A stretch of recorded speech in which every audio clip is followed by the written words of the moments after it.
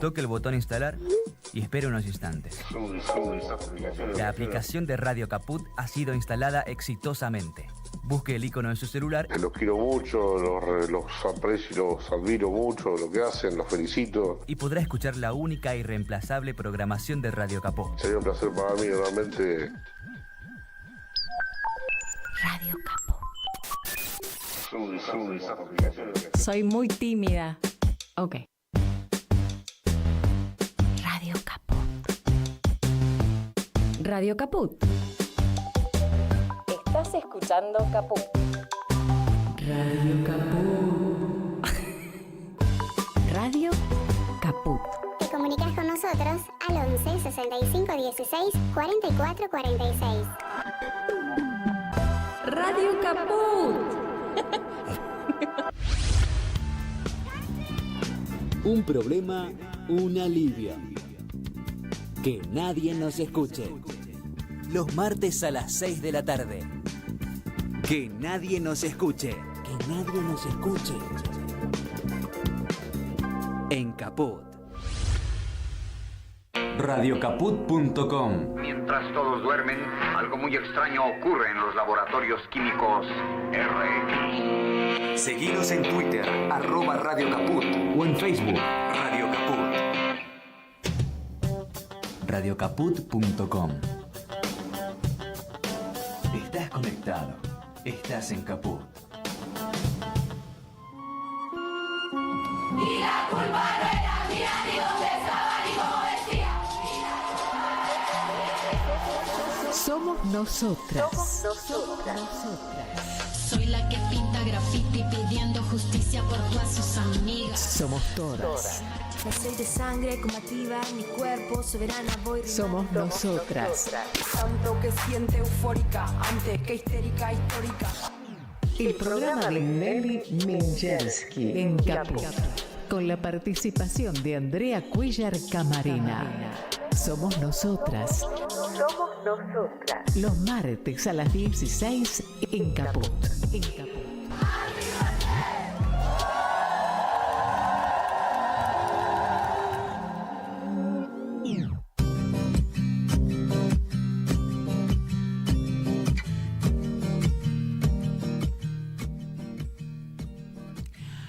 Hola, buenas tardes.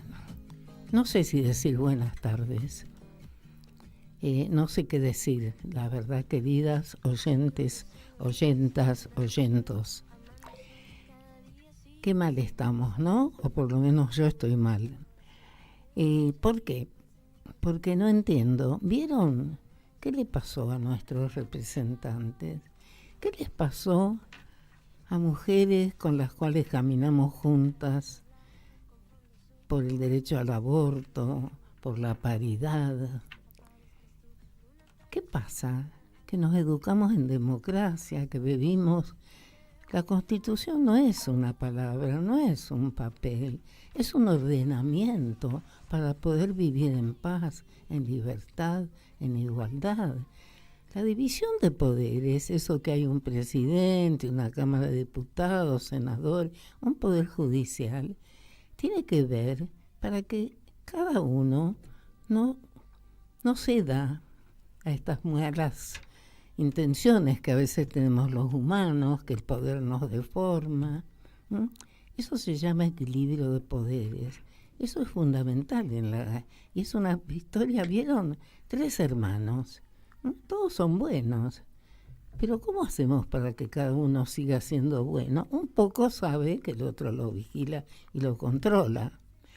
Y resulta que ahora acá ha habido representantes de un poder del legislativo que no tuvieron nada más ni nada menos que darle poderes extraordinarios a otro.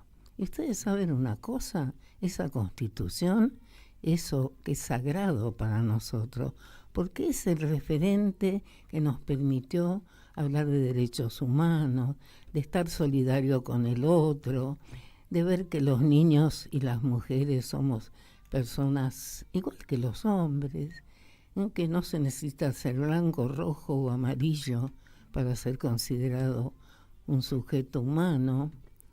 Entonces todo eso que ganamos, que yo si tengo mucho poder no puedo por eso aplastar y poner el pie al otro, todo eso parece que se ha olvidado. Y les han dado poderes y se olvidaron. En algún momento puede ser que el voto que dieron hoy los va a hacer pasar a la historia por traidores a la patria. Los va a hacer que los demanden por el delito de eso, traición a la patria. ¿Qué es la patria? La patria es esto que tenemos, nuestros ríos, nuestras montañas, nuestras piedras en la calle, el pan, el llevar al chico a la escuela, el saludar a la abuela, qué sé yo, disfrutar con una película o con un partido de fútbol. Entonces, ¿qué nos pasa? ¿Por qué no nos damos cuenta? ¿Por qué toleramos que nos bajen los sueldos, que bajen la jubilación? Que hoy anoté lo que gasté para comprar comida y yo más o menos puedo seguir. ¿Cómo hacen las personas? Por primera vez en mi vida dije, tengo que anotar esto porque es histórico. No puede ser, porque ya saben una cosa, yo lo paso a dólar, no porque me interesa el dólar, y veo que estamos más caros que en otras partes del mundo, que en París la comida es más cara hoy en la Argentina. ¿Y eso por qué es? Todas las leyes que se votan hoy tienen el signo pesos, pero no para distribuirlo entre todos los argentinos, sino para que se los lleven afuera. Entonces, amamos la historia. Memoria, verdad, justicia es un lema en la Argentina. Pero otra cosa es querer hacer retroceder el país al colonialismo. Cuando hay un señor que se permite decir que yo tengo la libertad, es mandar mi hijo a trabajar en cambio de mandarlo a la escuela, eso es sumamente, ya es una incitación a un delito, porque la ley 1420 desde Sarmiento es obligatoria. El padre que no manda el hijo a su escuela está cometiendo, si no es un delito penal, es un delito civil. O sea, está infringiendo una ley. Entonces estoy tan conmovida por todo esto que se ha votado hoy, que la mayoría de las personas ni lo entendemos bien. Eso que a mí me ha costado, que soy abogada, varias lecturas, porque es tan farragoso todo lo que nos tiran encima. Entonces, y acá hoy se ha atacado fundamentalmente, como siempre, este señor y quienes lo rodean, porque para mí ya no es mi presidente, porque un presidente es presidente cuando se lo elige y después cuando el día siguiente cumple con la Constitución, y este señor la está destruyendo. Por eso hemos traído a una experta que ahora va a presentar mi querida Andrea, para que nos cuente qué nos pasa a las mujeres con estos famosos ley base, DNU. Ya hay tanto DNU, no, primero que todos nos confundimos, porque eso es lo que quieren, que nos confundamos. Y nos confundamos y nos pensemos en realidad, no alcanzamos a pensar algo cuando nos traen otro problema. Entonces es bueno informarse. Con ustedes Andrea y después una colega que nos va a ayudar a reflexionar hoy. Hola Nelly, buenas tardes a toda la audiencia de Somos Nosotras. Bueno, estamos en un momento preocupante y por eso queríamos que hoy acá, bueno, un poco nos esclarezca algunas cuestiones, ¿no? A todas y a todos, a toda la audiencia. Una experta, ella es Adriana Micale, es abogada, laboralista, especialista en cuestiones previsionales. Ella es docente de la Universidad de Buenos Aires, en la Facultad de Derecho, en la Facultad de Sociales, y bueno, además, bueno, tiene, en este momento está también, dedicada a las cuestiones específicamente que se están viendo a partir de este decreto, ¿no? Y después de esta ley que hoy se aprobó. Y hoy, bueno, Adriana, queríamos preguntarte si vos podés un poco acá esclarecer las dudas, que cuáles son los puntos en los cuales vos ves que se afecta con mayor profundidad un sistema de protección de derechos de las y los trabajadores que, bueno, se construyó a lo largo de los años con muchísimas luchas, ¿no? y mucho trabajo. Bueno, buenas tardes, muchas gracias por invitarme a este espacio y poder compartir con ustedes estas reflexiones, porque, como decía Pila, en este momento es difícil reflexionar, porque el bombardeo de información es tan contradictorio, es tan a contramano de lo que durante toda nuestra vida profesional y nuestra tradición nos pone delante, que es muy difícil reflexionar sin calar un poco más profundamente respecto del texto normativo. Bien. Porque si yo tuviera que analizar exclusivamente el único artículo que se refiere en esta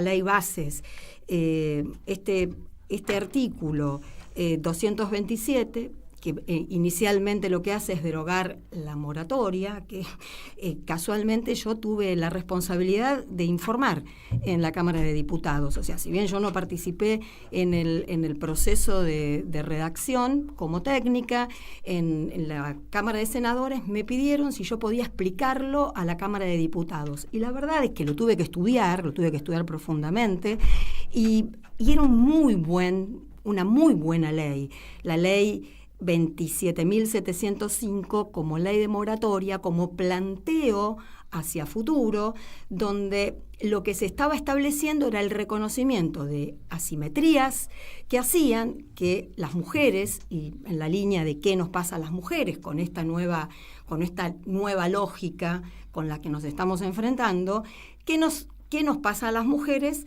a lo largo de nuestra vida laboral, que por supuesto consolidamos una asimetría muy difícil de poder equiparar a partir de la estructura de laboralidad en la que las mujeres tenemos menores posibilidades que los hombres, porque nos abocamos mayoritariamente a las tareas reproductivas que a las productivas, no porque queramos, sino porque económicamente no es conveniente o es una moneda de intercambio el realizar tareas productivas respecto de lo que implica atender a las cuestiones domésticas, intrafamiliares, que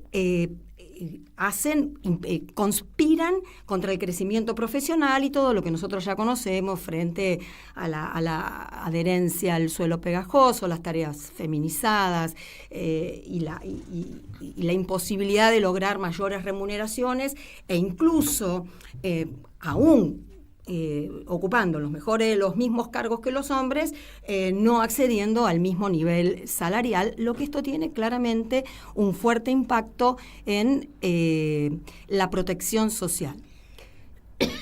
Es decir, vos,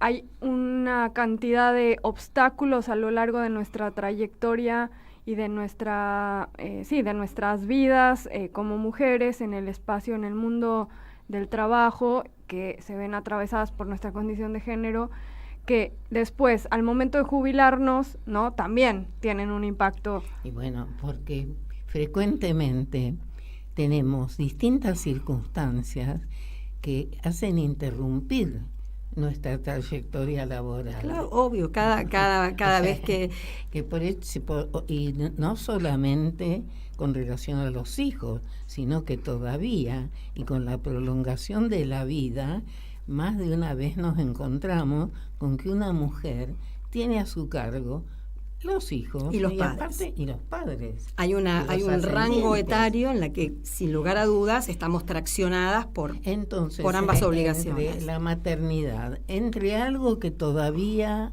prevalece en muchos hombres, que no quieren que su mujer trabajen, porque consideran que la felicidad está en que trabajen para él, en fin, que lo sirvan. Exactamente. Pero no se consideran un trabajo, sino por ahí un privilegio. Eso existe más de lo que creemos. Después la maternidad, que por su lógica por su naturaleza dedicamos más tiempo, ese tiempo es una sucesión de interrupciones, porque también si se enferma un chico, estaba hablando y describiendo algo al respecto y agregué que no solamente está cuánto tiempo una mamá está con un niño en relación a esto de los cuidados compartidos, sino aquel como resabio que tenemos, algo que tenemos incorporado todas las mujeres, una internalizado, que aunque no estemos conviviendo, nosotros tenemos un espacio reservado en los sentimientos y en la cabeza. ¿Qué pasa con nuestros hijos? Hay que pedir el turno para el médico, hay que ver, habrá ido a la escuela, hizo los deberes, y todo eso es como un residual histórico que tenemos. Una carga mental, ¿no? Una carga mental. Y esta ley que vos analizaste, ¿qué es lo que lograba? O sea, ¿en qué medida lograba esta ley revertir esos resabios o esos resultados de las interrupciones de nuestras trayectorias y de nuestra imposibilidad de acceder a mejores puestos, a mejores cargos, a mejor salario? En realidad, lo que permitía era integrar una historia laboral con el mínimo de aportes que permitiera obtener una prestación. Okay. El reconocimiento, por un lado, que es muy importante del cómputo de años de servicio por hijos, 1 año de servicios por hijo, 2 años si por esos hijos se hubiera percibido o se percibe asignación universal, o 2 años si ese hijo es adoptivo o discapacitado, no tiene ningún valor en sí mismo, porque ¿cuántos hijos podemos tener para poder completar una historia laboral si no tenemos otra herramienta que permita ingresar servicios con aportes? Claro. El único modo de ingresar servicios con aportes es a partir de la regularización a través de planes que permitan ingresar justamente las cotizaciones necesarias como para tener el cumplimiento mínimo de los requisitos que prevé la ley previsional. Por eso, una norma muy importante, que es la del reconocimiento por las tareas de cuidado, si no tiene otra norma complementaria, que por supuesto la moratoria era complementaria a este esquema, no tiene ningún sentido. Bueno, pero eso viene de un reconocimiento que yo creo que hay que determinados sectores de privilegio que no lo han podido soportar, que es los cuidados de familia, que los que llamamos cuidados tengan un reconocimiento, un valor económico. Pero claro que sí. O sea, por supuesto, discúlpame que te interrumpa, la participación en la PEA, en la población económicamente activa, que las mujeres generan con su aporte de las tareas de cuidado, son pero fundamentales. Que el hombre cierre la puerta, el padre de familia cierre la puerta y vaya a trabajar con los elementos de trabajo, la ropa limpia y la tranquilidad de que sus hijos están cuidados, dentro tienen un valor económico muy importante. Algo de lo que nunca se habló y ya obviamente que en este contexto no tiene, o se habló muy poco y en este contexto ya no tiene ningún sentido, pero vale la pena tenerlo en cuenta. Hubo un proyecto que perdió estado parlamentario en el gobierno anterior y que era muy interesante, que era la creación del fondo, un fondo patrimonial financiado por el Estado, donde las tareas de cuidado estaban representadas económicamente con el valor de mercado, o no tienen valor de mercado las tareas de cuidado, vaya si no lo tienen. Claro, sostienen la vida, básicamente. Pero tienen valor de mercado, porque es lo que se debe pagar por una remuneración de la persona que asiste, con lo cual tiene valor de mercado, y la creación de ese fondo tenía por fin a futuro generar el pago de las prestaciones, o mejor dicho, el reconocimiento económico de los años prestados por una mujer,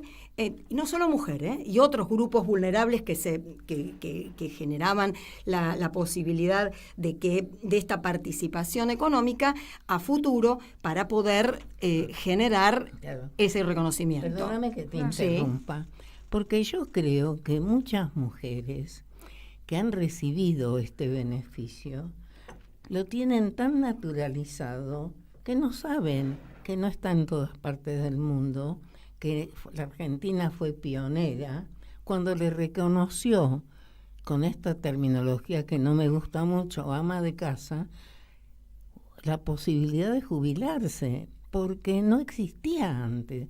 Las mujeres que no tuvieron un trabajo fuera del hogar no se jubilaban y a lo mejor habían trabajado años.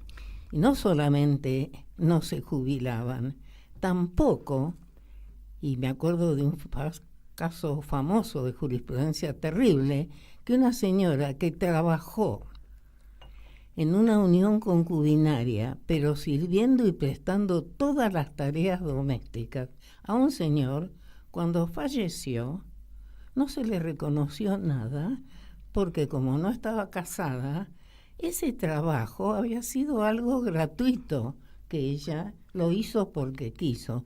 El beneficio que recibió el señor, lo que se ahorró en pagar a lo que llamaban antes sirvienta, no se consideró.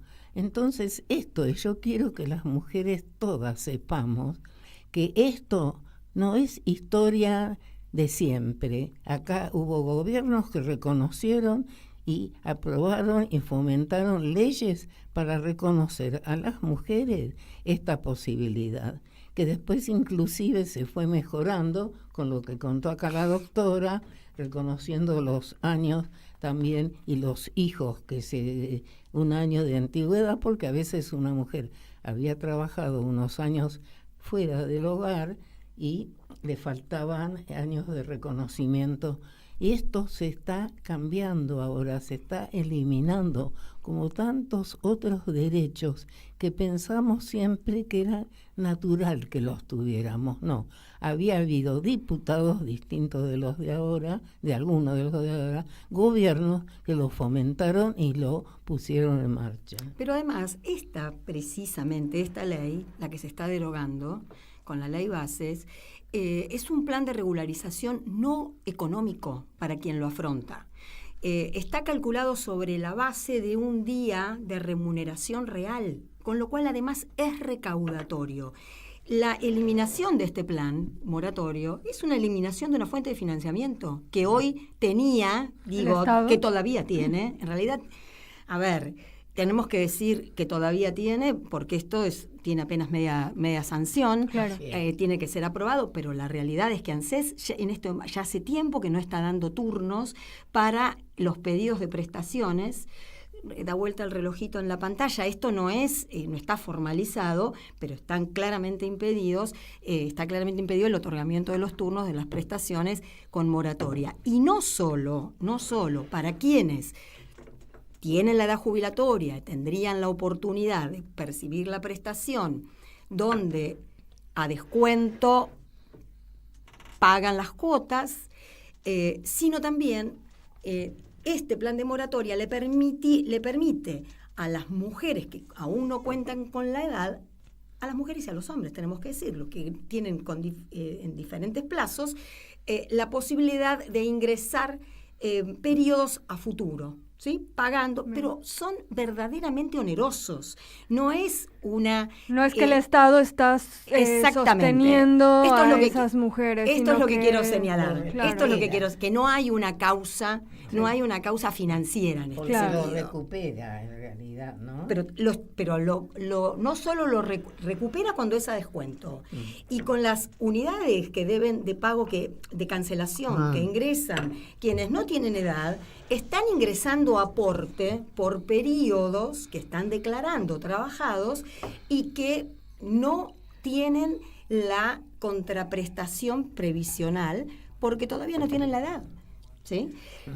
La verdad que las personas, uno que ya tiene años y que avisoraba lo que podía llegar a suceder, nunca jamás en la medida que hoy estamos analizando, asesoraba cuando era consultada, decimos, estas unidades a futuro, para tener un derecho adquirido, lo que yo recomiendo es hacer un esfuerzo económico, pagarlas al contado y reconocerlas, porque en este caso ya no es un derecho a una expectativa. ¿Quién, sobre la base de la ley que ahora se deroga, ingresó la totalidad de los aportes que necesita para que cuando cumpla la edad tenga la posibilidad de computar los años?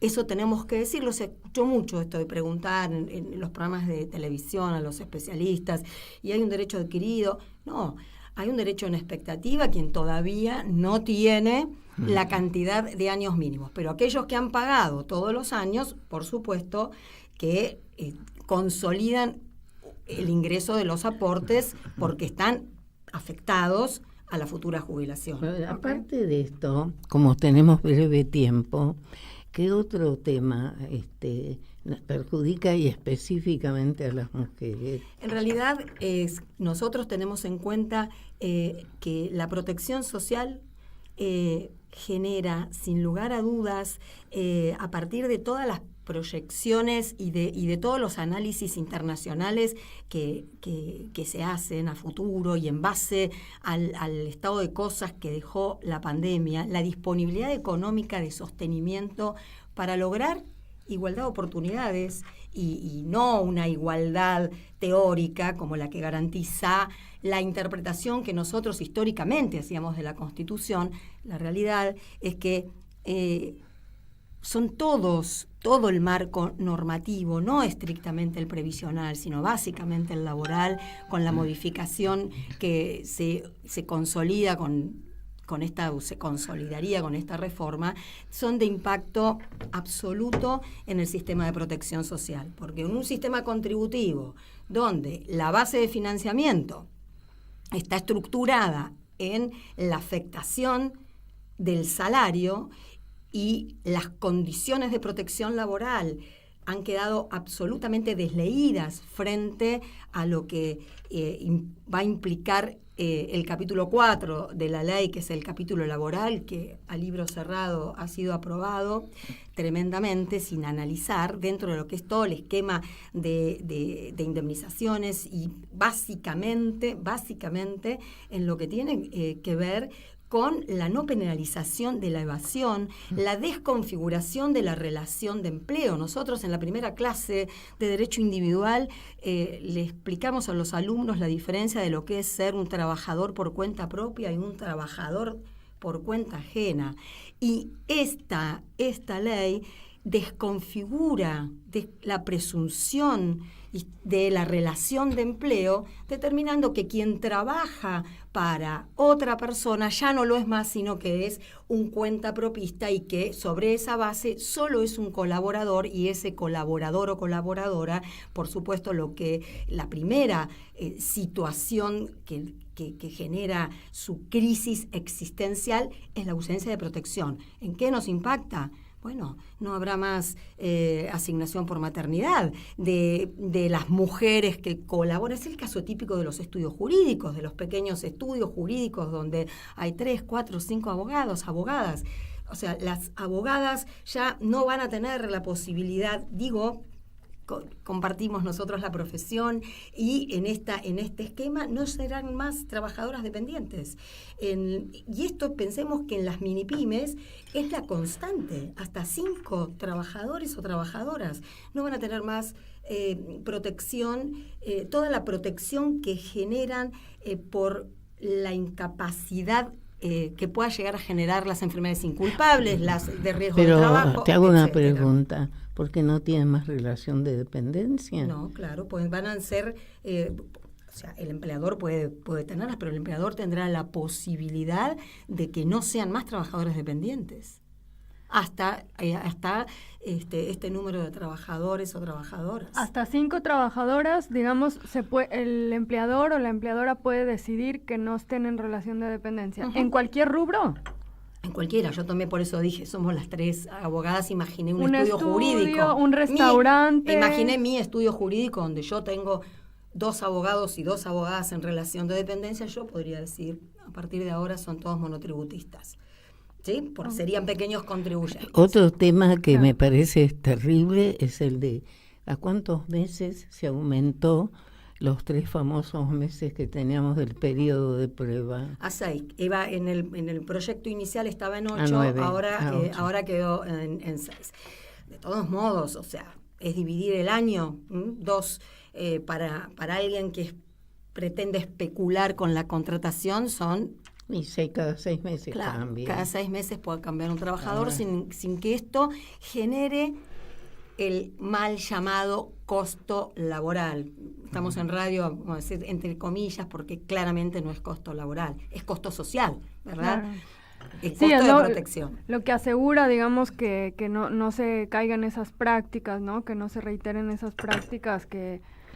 En realidad se fomenta el trabajo negro. Totalmente. Porque aparte se quedó sin penalización, ¿no? Quedó sin penalización, lo que estimula, o sea, porque no es solo que no se penaliza, está estimulando que no registren a los trabajadores. Que no se registren los trabajadores y trabajadoras. A mí no me extraña, porque si un presidente de la nación llama a no pagar impuestos o felicita a la gente, está facilitando a través de las otras normas impositivas todo el tema de que entre todo del dinero en negro, o sea, y además del tema del narcotráfico, porque ¿de dónde van a venir?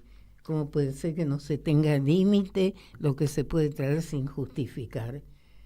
Hasta hace pocos meses no podías hacer esto ni lo otro, porque enseguida si manejabas $1 o 2 tenías que justificarlo. Los pequeños como las pequeñas. Aún. Pero la realidad es que por eso cuando comenzó este bloque, introdujiste el bloque, o sea, es tan a contramano de nuestra formación, es tan a contramano de nuestro sistema protectorio reforzado, porque, o sea, nuestra Constitución Social de 1949, cuando es derogada, se introduce el artículo 14 bis en dictadura. O sea, a ver si podemos tomar dimensión de lo que esto implica. Que en dictadura se introdujo el artículo 14 bis que rige hasta nuestros días y que en 1994, al constitucionalizar los tratados de derechos humanos, verdaderamente nuestro sistema de protección, yo siempre digo esto, el otro día lo decía en la radio abierta en la facultad antes de la marcha, quienes tenemos la suerte de tener actividad académica, de viajar en el exterior, de viajar, nuestros colegas latinoamericanos nos admiran nuestro sistema de protección, nuestro sistema de salud, nuestro sistema de cobertura. Pero yo te digo que está tan naturalizado que cuando estuvo el tema de la ley ómnibus, la posibilidad de modificación del Código Civil, realmente sentí, pero no nos dábamos hasta cuenta, tenemos un sistema, hasta este Código Civil que no es tan bueno, pero tiene un principio de solidaridad. Absoluto. La lesión enorme, el abuso del derecho, un límite a las tasas de interés, todo eso que era cuidarnos. Yo que soy una entusiasta, pienso, sí, soy una entusiasta y yo hablaba hace el fin de semana con uno de mis hijos y yo me decía, ¿cuál es tu virtud? Porque está con algunas cuestiones vocacionales, es abogado, está en España. Yo decía, yo no tengo una virtud, yo lo que tengo es un don, y es el don de la vocación, no es un virtuosismo. Lo que creo que tuve el don de la vocación y creo que nuestra carrera nos brinda tantas posibilidades para poder transformar la realidad, que en esta lógica yo creo que todo no es en vano, que la constitucionalización de los tratados de derechos humanos, el tratamiento internacional, el principio de progresividad en algún punto va a ser nuestra tabla de salvación, porque una norma que retrograda derechos, aun cuando no hay derechos adquiridos, es inconstitucional. Debiera ser inconstitucional. Sí. Debiera, no podemos decirlo. Sí, no podemos afirmarlo, ¿no? Pero tenemos una posibilidad de sostener que frente al análisis profundo, frente al análisis consciente de nuestra base, nuestra trama y nuestro sostén constitucional tan importante, tenemos que Bueno. generar protección, vamos a poder sostener un derecho, un sistema de protección. Vamos a poder sostener, pero también nosotros tenemos un sistema que esto nos puede servir para futuras generaciones, pero no las de mucho, las más cercanas, ver en qué puntos tenemos que reflexionar más profundamente. Y uno, por ejemplo, es el tema, estaba leyendo unos artículos sobre nuestra Corte Suprema. Nuestra Corte Suprema se pronunció en relación al DNU y yo, que no soy constitucionalista, sí trabajo mucho con todos los tratados de derechos humanos, dije, una vez más se saca el sallo diciendo que no hay causa, no hay daño individualizado. Pensando que, no criticándolo lo suficiente. Y resulta que hay análisis de constitucionalistas en serio que no están haciendo nuestra Constitución. Que esto es algo también que está medio naturalizada, una interpretación.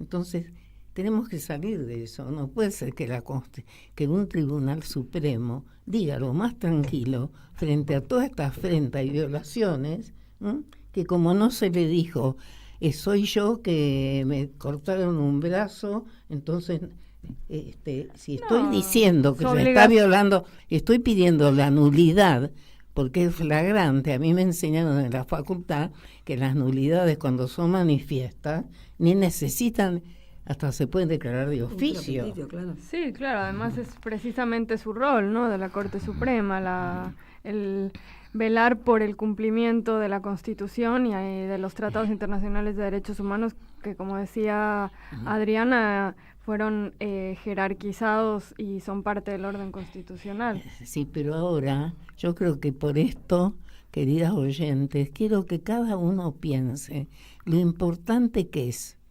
No se necesita ser abogado, no se necesita ser... Ustedes todos tenemos derecho, nada más que por el hecho de que vivimos o nacimos en este país. Entonces parece ser, frente al resultado de la votación de hoy, esperemos que cambie en el Senado, que nosotras y nosotres, la sociedad civil, tiene que tomar esta tarea, que no lo están tomando todos nuestros representantes, porque un poder judicial en parte corrupto, en parte ineficiencia, una Corte Suprema que frente a esto permanece muda, sí. Cuando se están muriendo de hambre chicos, ¿qué estamos esperando? Además, son manifiestas las conductas, no necesitan prueba. ¿Por qué? Porque lo dice el mismo señor que está presidiendo. Él desconoce nuestra Constitución, está en contra de la justicia social que está desde la dictadura, ya lo había puesto el artículo 14 bis. Entonces, ¿cómo ser que alguien presida un país cuando reniega de su orden constitucional? Es como un dislate. O sea que está también en nosotras, aunque no nos parezca, salir a la calle, empoderarnos de nuestros derechos, reclamar, porque en este momento somos la reserva de este país, creo yo. Y como primera medida, reconocer los derechos con los que contamos. Claro. Que esta es una grave deficiencia. No saber que son derechos nuestros.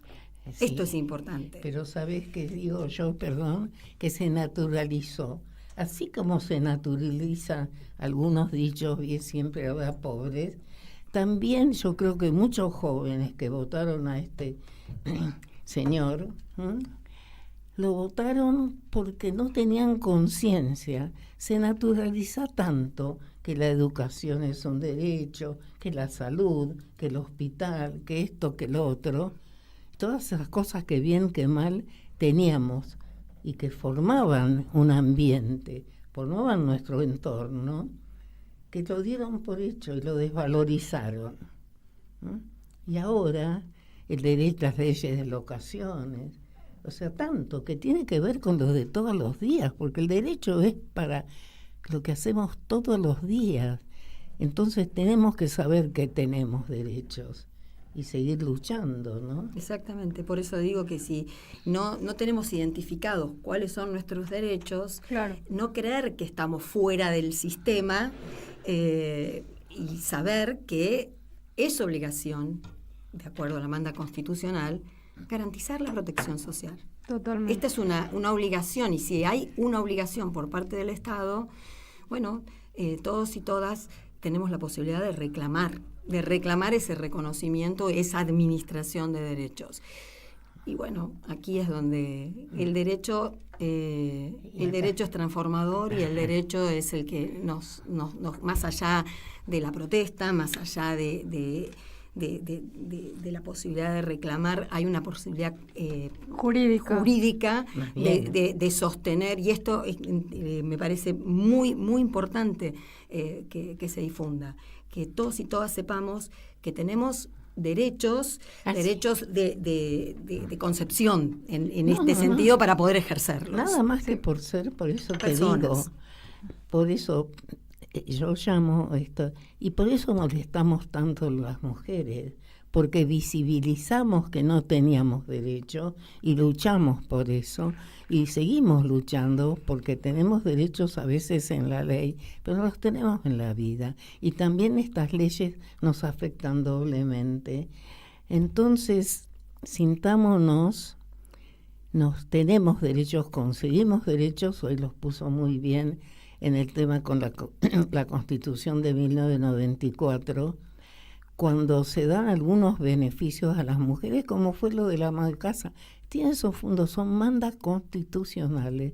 Esta mirada, perspectiva de género, no es un invento, es una perspectiva de derechos humanos que está en la Constitución, porque está en el Tratado contra todo tipo de discriminación de la mujer.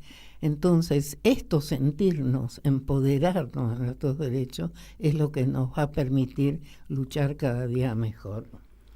Bueno, así es. Se nos acabó el tiempo, Nelly, Adriana. Muchas gracias por acompañarnos, por venir acá al piso. Gracias a toda la audiencia, ¿no?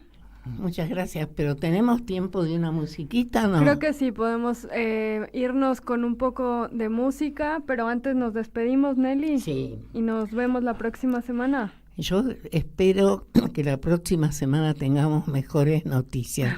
Depende mucho de nosotros, no todo, pero mucho de nosotras, sobre todo, porque las mujeres hemos dado buena prueba de que tenemos mucha fuerza, que las jóvenes hemos una especie de tarea intergeneracional, y prueba de ello es que las mujeres en estas últimas elecciones votamos mucho mejor que los hombres, porque votamos por un futuro y no por alguien que ya decía que iba a violar la Constitución. Feliz día del trabajo mañana. Feliz día. Feliz día mañana. Sí, de todas las trabajadoras. De todas las trabajadoras.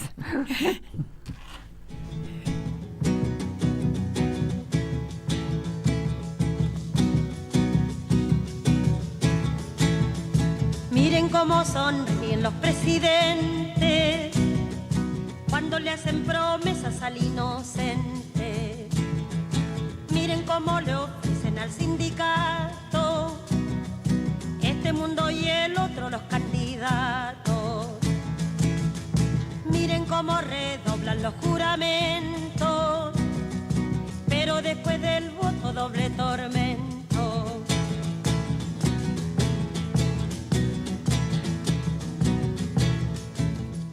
Miren el hervidero de vigilantes para rociarle flores al estudiante. Miren cómo relumbran carabineros para ofrecerle premios a los obreros. Miren cómo se viste cabo y sargento para teñir de rojo los pavimentos.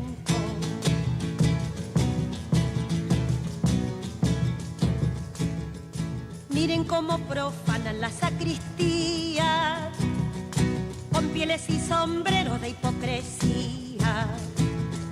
Miren cómo blanquearon mes de María y al pobre negrellaron la luz del día. Miren cómo le muestran una escopeta para quitarle al pobre su marraqueta.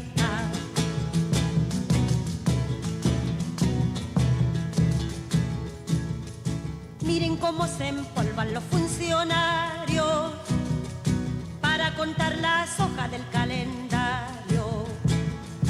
Miren cómo gestionan los secretarios las páginas amables de cada diario.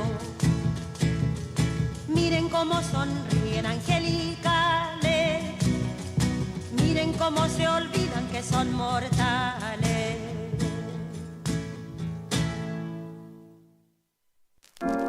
En Caput, Milagro Sala, pasan cosas. Y sigan así, sigan adelante, porque necesitamos medios como ustedes que digan la verdad y que no anden con miedo. No es fácil competir con Clarín, no es fácil competir con las corporaciones. Necesitamos medios como ustedes. Conservar el espíritu de rebeldía.